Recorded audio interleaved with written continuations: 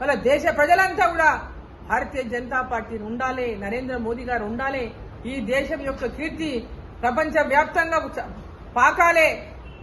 ఈరోజు భారతీయులు ఏ దేశంలో ఉన్నా ఈరోజు భారతీయులకు దొరుకుతున్నటువంటి గౌరవాన్ని చూసి ఈరోజు ప్రతి ఒక్కరు కూడా మేము ఎక్కడ పోయినా భారతీయులం అంటే మాకు దక్కుతున్నటువంటి గౌరవానికి మేము గర్వపడుతున్నామని చెప్తున్నారు.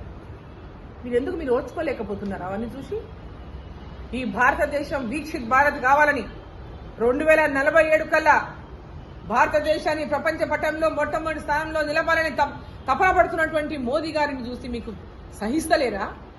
ప్రజలు చూపిస్తున్నటువంటి ఆదరణను చూసి సహిస్తలేరా? మొన్న హర్యానా, మొన్న హర్యానా, మొన్న మహారాష్ట్ర, నిన్న ఢిల్లీ, ఇంకా మీకు బుద్ధి రాలేదా?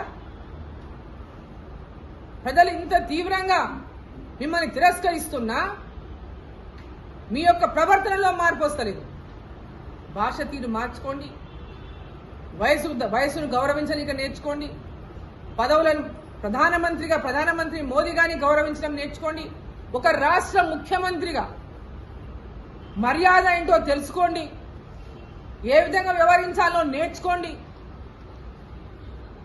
భాష తీరు మార్చుకోండి, పరిపాలనా తీరును నేర్చుకోండి. మోదీ గారిని చూసి ఏ విధంగా పరిపాలించాలో నేర్చుకోండి.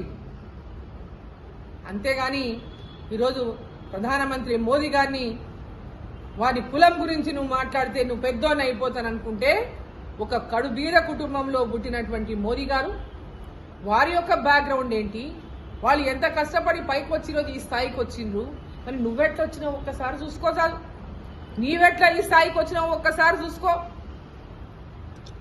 వారికి నీకు అసలు పోలికెక్కడా? ఏదో లక్కీ డిప్ తగిలి నువ్వు ముఖ్యమంత్రి అయినావు. అసలు ముఖ్యమంత్రి పదవికి నువ్వు అర్హుడవా? నువ్వు? కాంగ్రెస్ పార్టీకి గతి లేదు, మిమ్మల్ని కూర్చోబెట్టినాడా? ఈరోజు అధికారాహంకారంతో విర్రవీగిపోకు రేవంత్ రెడ్డి గారు.